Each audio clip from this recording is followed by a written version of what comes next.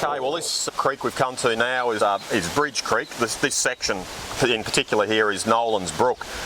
It's probably one of the more famous sections of the old telegraph track.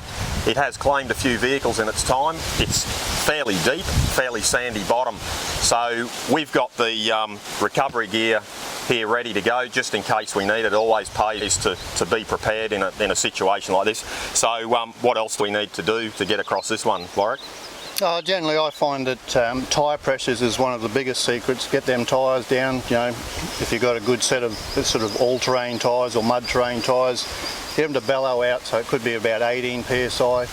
Have the recovery gear as we've done here, have it ready, because it's not that these cars, you know, when they get stuck, it's not the motors or anything that tend to get destroyed, it's the electronics in the cars, and that's what's tending to catch people out, filling the cars up with water. So you've got a very short time period to remove the person who's bogged before it's all over for them. Pretty straightforward crossing, look for the holes and just slowly edge in and around it. Keep your fuel tanks fairly full by your time you're here, because you've got a big buoyancy area underneath you. So have a look at those sort of things. You don't want sort of a 120 litre tank being completely empty, because that's got a fair area of air to lift that car up and not give you the traction you're looking for. Yeah, once again the secret is up in this area, just be prepared for any eventualities. And here again, you don't have to go through a creek like this at 1,000,000 miles an hour. Just take it steady, low range, 4-wheel drive, go through. And anyway, Warwick's going to take the Land Cruiser through first.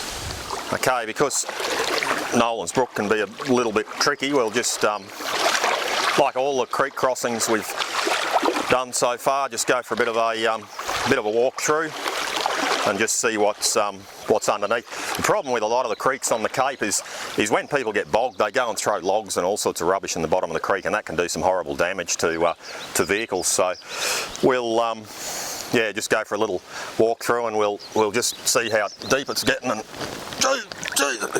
nah, only kidding. Okay, we've just got Warwick coming down in the 79 series. Be the first vehicle across. What we've done is we've attached a snatch strap to the vehicle that'll be coming through second. Now, if anything happens, if Warwick does get stuck, we can quickly drag him out backwards and then reassess the situation. So what he's doing now is just going off to the right-hand side of the crossing to get out of the big deep hole. Like I said, it's fairly soft bottom here, but that looks like he's doing it easy.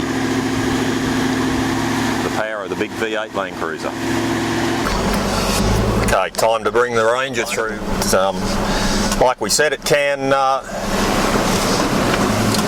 get fairly chewed up around here, so we'll just veer around to the right here, skirt the hole.